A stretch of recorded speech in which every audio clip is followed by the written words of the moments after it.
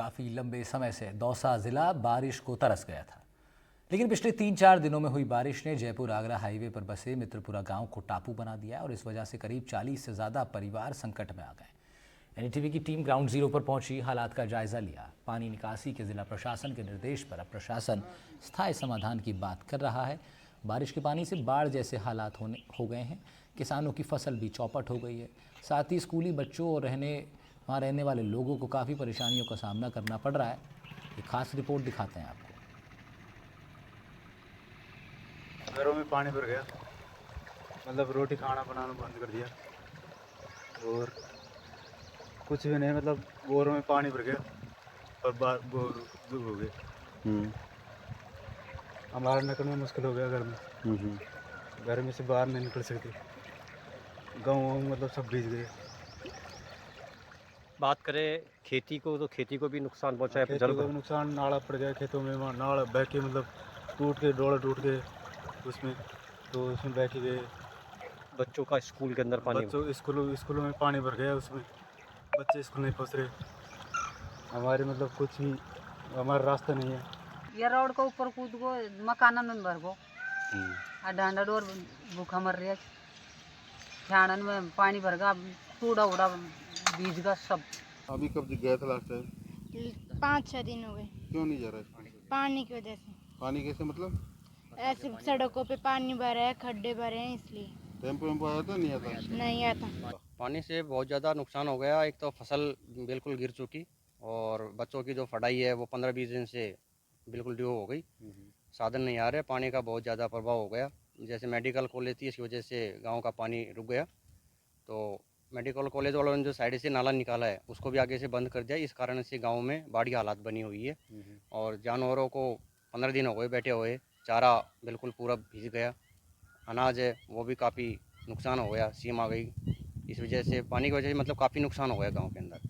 राजस्थान के अंदर मानसून लगातार सक्रिय है, जिसके चलते लगातार मूसलाधार बारिश के कारण यहाँ पर दौसा के मित्रपुरा गांव के अंदर जल भराव हो गया था, जिसको लेकर जो स्थानीय प्रशासन है उसकी उदासीनता के चलते यहाँ पर किसी प्रकार की कोई व्यवस्था नहीं की गई। लेकिन जो यहाँ के जागरूक लोग हैं और जो खुद के जो जिनका यहाँ पर प्रतिष्ठान है, पेट्रोल पंप के जो मालिक है, वो खुद के जेब से पैसा लगाकर नाला जो स्थायी समाधान है उसको कराने के लिए देख सकते हैं कि लगातार यहाँ पर काम चल रहा है। और लगातार जो पानी भरा हुआ है उसकी निकासी के लिए लगातार जो पेट्रोल पंप के जो मालिक है उनने अपना जेब से पैसा लगाकर और लगातार उसके अंदर यहाँ पर ये जो काम चल रहा है, मजदूर वर्ग काम कर रहा है इस समय। और जो लगातार ये पानी निकासी के लिए स्थायी समाधान कोई प्रशासन का नहीं है, बल्कि जो जो अपने प्रतिष्ठान है, पेट्रोल पंप के जो मालिक है, वो उसका खुद के खर्च पर यहाँ पर लगातार ये पानी निकासी का जो समय जो करवा रहे हैं।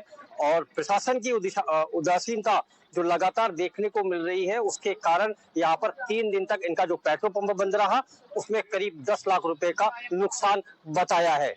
आगे भी मित्रपुरा गांव के अंदर एनडीटीवी पहुंचेगा, ग्राउंड जीरो से दिखाएगा कि आखिर मित्रपुरा के गांव के अंदर जो प्रशासन की उदासीनता रही, क्या क्या नुकसान हुए, उनको लेकर आज एनडीटीवी ग्राउंड जीरो पर। राजस्थान के दौसा के अंदर जो मूसलाधार जो बारिश हुई है, उससे दौसा जिले के मित्रपुरा जो गाँव है वो जल भराव के कारण यहाँ पर जो ग्रामीण है उनका जीवन अस्त व्यस्त हो गया था। 2 दिन पूर्व यहाँ पर जल भराव होने से जो ग्रामीण है उनको लगातार परेशानी का सामना करना पड़ा था। साथ में बताना चाहूंगा कि जो प्रशासन है उससे काफी गुहार की थी, लेकिन जब ग्रामीण परेशानी में आए तो प्रशासन की नींद टूटी और प्रशासन मौके पर पहुंचकर पानी जो निकासी है उसके कार्य में जुट गया। एक बार कैमरामैन सहयोगी से बोलूंगा, दिखाना चाहेंगे कि ये खेत अभी भी पानी के अंदर लबालब है। यहाँ पर जो किसान है, वो किसानों की जो खेती है वो पूरी तरह से चौपट हो गई है। जो पशु चारा है उसका भी संकट खड़ा हो गया है और ग्रामीणों का कहना है कि जो फसल है बाजरे की वो पूरी तरह से नष्ट हो गई है। कारण बताया जा रहा है कि जो मेडिकल कॉलेज है उसका निर्माण जो होना था, परिसर था, उसके बगल में जो नाला था उसको बंद कर दिया गया, जिसके कारण यहाँ पर जल भराव हुआ। ग्रामीणों की जो मांग है, उनका कहना है कि यहाँ पर जो जल भराव हुआ है उसके लिए नाले का निर्माण, स्थायी समाधान प्रशासन को करना चाहिए। और जो यहाँ पर जल भराव हुआ था उससे फसल है वो बिल्कुल चौपट हो गई है। स्कूल जो सरकारी स्कूल है उसके अंदर भी पानी भर गया है, जिससे बच्चों को 2 दिन से स्कूल नहीं गए हैं, ऐसा ग्रामीणों का कहना है। अब देखते हैं कि जो राजस्थान की जो भजन सरकार है वो कितना इस मामले को लेकर संज्ञान में लेकर स्थायी समाधान इन ग्रामीणों के लिए करती है और प्रशासन क्या करता है ये आने वाला समय बताएगा। राजस्थान के दौसा का जो मितपुरा गांव है उसके अंदर बारिश का पानी जमा होने से लगातार बाढ़ के हालात वहां बन गए थे और उसको लेकर जो प्रशासन है वो भी अलर्ट मोड पर आ गया था। हमारे साथ मौजूद है एसडीएम साहब। बाढ़ के हालात बने, प्रशासन अलर्ट होने के बावजूद आपदा प्रबंधन की जो पोल है वो कहीं ना कहीं टूट गई, इसको लेकर क्या कहना हो? नहीं, आपदा प्रबंधन की पोल कुछ नहीं है। जब कभी भी कोई इस तरह की समस्या आती है तो अचानक से आती है, तो अचानक से आने वाली समस्याओं का तुरंत समाधान करने के लिए उसके लिए रेस्पॉन्स करना पड़ता है। तो हमारी जैसे ही कोई समस्या आई तो हमारी टीम ने सभी विभागों की टीम ने तुरंत रेस्पॉन्स किया, तुरंत पहुंचे। सूचना तो किसी न किसी जरिए से आती है, सूचना मिलते ही सारी चीजें अपने एक्टिवेट हो गई और जहां भी कोई भी समस्या अपने को नजर आई, चाहे वो पानी के निकास के संबंध में है, रोड के क्षतिग्रस्त होने के संबंध में है या अन्य किसी भी अवरोध के संबंध में है, तुरंत तत्काल निस्तारण करने की कोशिश की है। मितपुरा गाँव में पानी घरों में कुछ जगह भर गया था, लेकिन ये जो कच्ची ड्रेनेज बनवा करके हमने पानी का निकास दायना का बंद और काला को बंद में किया है, उससे लगभग सभी घरों से पानी निकल गया है। किसी पशु को किसी व्यक्ति को किसी तरह की कोई हानि नहीं हुई है और अभी ऐसी कोई संभावना भी नहीं है। बात करें कि मितपुरा का जो सरकारी स्कूल है उसके अंदर जल भराव अभी भी है। मैं खुद मौके पर वहां जाकर आया हूँ, बच्चे स्कूल नहीं जा पा रहे हैं। उसके लिए प्रशासन क्या व्यवस्था के लिए अस्थायी तौर पर पे रास्ता बना रहे हैं, उसमें मोरम वगैरह डलवा करके अस्थायी रास्ता बनवा देंगे और पानी के निकास की व्यवस्था भी करवा देंगे। अगर आवश्यकता होगी तो पंप वगैरह वो लगवा करके पानी निकलवा देंगे।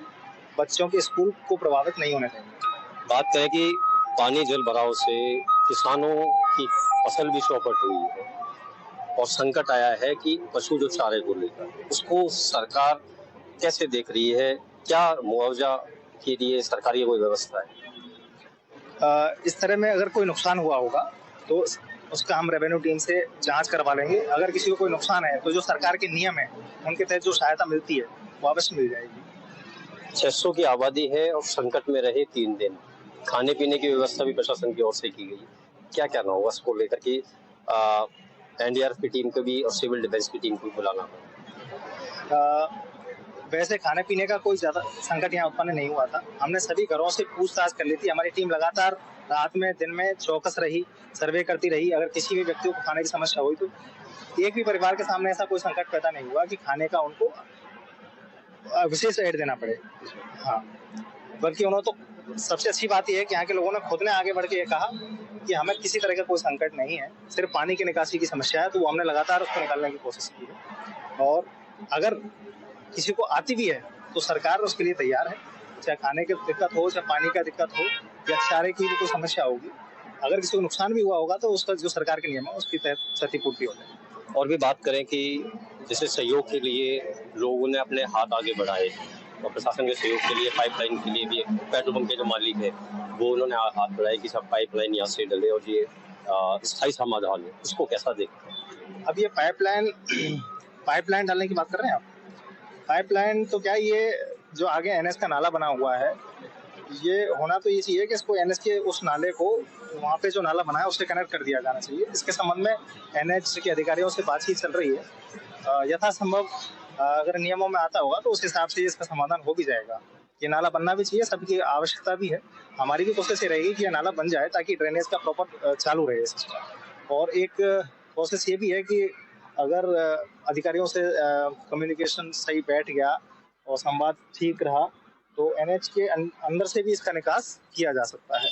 तो जिस भी इस तरह की संभावना है, जो जिस भी स्तर पे निर्णय होंगे वहां से पता चलेगा। देखो, बाकी कोशिश ये रहेगी कि इस ड्रेनेज को हमेशा प्रॉपर चालू करवा दिया जाए। बिल्कुल, ये थे दौसा एसडीएम मनीष कुमार। इनका कहना है कि जो स्थायी समाधान है उसके लिए प्रशासन रास्ता खोज रहा है। वैसे एनएचआई के नीचे से नाला निकालने की बात कर रही है और जो 600 लोग करीब जो मितपुरा के जो निवासी है उनके लिए कहीं ना कहीं जो पानी के जो जल भराव की जो समस्या है उससे निजात दिलाने की बात कही है। दौसा से देवेंद्र अरोका, एनडीटीवी।